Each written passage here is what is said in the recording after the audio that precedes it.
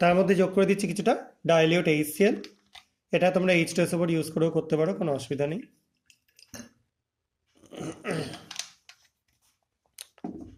একটুখানি নাড়িয়ে নিলাম এটাকে।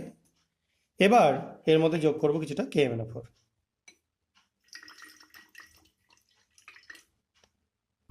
দেখো,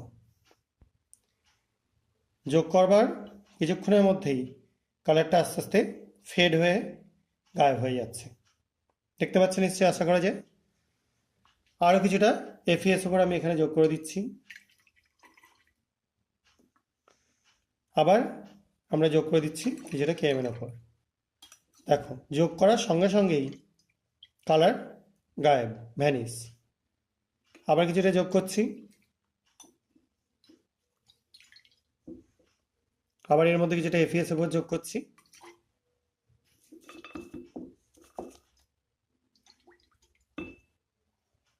কালার ফেড হয়ে যাচ্ছে। দেখো, কালার আস্তে আস্তে ভ্যানিশ হয়ে যাচ্ছে।